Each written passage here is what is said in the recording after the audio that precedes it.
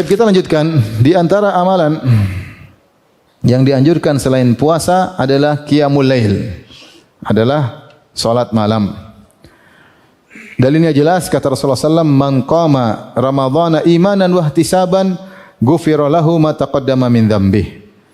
Siapa yang qama Ramadan, maksudnya siapa yang salat malam di bulan Ramadan dengan penuh keimanan dan ihtisab. Tadi beriman ini perintah Allah, ihtisaban dengan semangat mengharapkan pahala, maka akan diampuni dosa-dosanya yang telah lalu. Bahkan jika dia bisa salat berjamaah di masjid sampai imam selesai, maka dia dianggap telah salat semalam suntuk. Kata Nabi sallallahu alaihi wasallam, "Innar rajula idza qama ma'al imami hatta yansarif kutiba lahu qiyamul lailah." Siapa yang salat malam bersama imam sampai selesai, sampai imamnya selesai, maka dicatat baginya salat semalam suntuk. Ustaz, kalau imamnya ternyata cuma salat setengah jam, ya sudah, kita ambil zahir hadis. Dia cuma salat 11 rakaat, cuma setengah jam atau 1 jam, dapat pahala semalam suntuk. Ya. Terus kalau dia mau tambah lagi salat sendiri terserah, tapi bonus, tapi dia sudah memegang pahala salat semalam suntuk. Ini seorang berusaha untuk tidak terlewatkan salat berjamaah, berusaha. Kalau dia salat berjamaah terus suatu saat dia sedang berpergian, suatu saat dia sedang safar sehingga dia harus salat sendiri, tetap tercatat dia salat berjamaah. Ini saya ingatkan ya. Berusaha terus salat berjamaah. Hari pertama, hari kedua, tahu-tahu ternyata hari ke 28 kita harus mudik, ya, ketemu orang tua, dipanggil orang tua, sehingga kita akhirnya salat di kendaraan, salat sendirian. Enggak ada masalah, tetap tercatat kita biasa salat apa?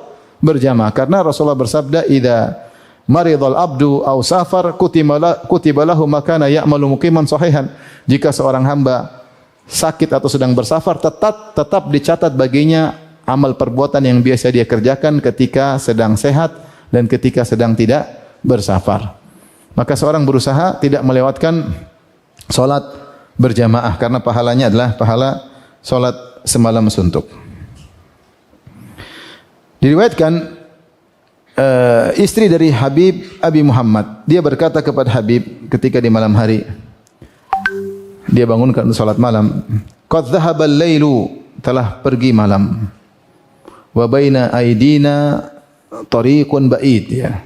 Dan depan kita ada jalan yang sangat jauh. Itu habis ini ada alam barzakh, terus ada hari kebangkitan, perjalanan masih jauh. "Wa zaduna qalil," dan bekal kita sedikit. "Wa qawafilu salihin qad sarat qiddamana," sementara rombongan orang-orang soleh telah berjalan di luan. Sudah banyak yang meninggal, sudah berjalan di luan. "Wa nahnu qad baqina," adapun kita masih di sini, ya. Itu dia semangati suaminya untuk apa? Bangun salat malam, ya. Di antara bekal yang terbaik adalah qiyamul lail. Makanya Rasulullah SAW bersabda, "Alaikum bida'bis salihin min qablikum. Alaikum bi qiyamil lail fa innahu da'bus salihin min qablikum." Hendaknya kalian salat malam karena itu kebiasaan orang-orang saleh sebelum kalian. Maka seorang jadikan sarana mumpung bulan Ramadan semangat untuk salat malam. Dan salat malam yang terbaik di bulan Ramadan adalah di awal malam. Itu yang dicontohkan oleh Nabi sallallahu alaihi wasallam. Karena di dalam bulan Ramadan ada salat yang spesial yaitu salat berjamaah. Adapun selain bulan Ramadan seorang salat sendiri-sendiri. Dan diusahakan dia tidur dulu kemudian dia salat di akhir malam atau di tengah malam. Tapi bulan Ramadan tidak. Rasulullah salat di awal malam. Supaya apa? Supaya memudahkan masyarakat untuk salat, ya. Rasulullah SAW pernah salat 3 kali berjamaah. Setelah itu Rasulullah SAW hentikan karena takut diwajibkan. Kemudian dipraktikkan oleh para sahabat setelah Rasulullah SAW meninggal, dipraktikkan oleh Umar bin Khattab. Umar bin Khattab menyuruh Ubay bin Ka'ab jadi imam di awal malam. Di awal malam, ya.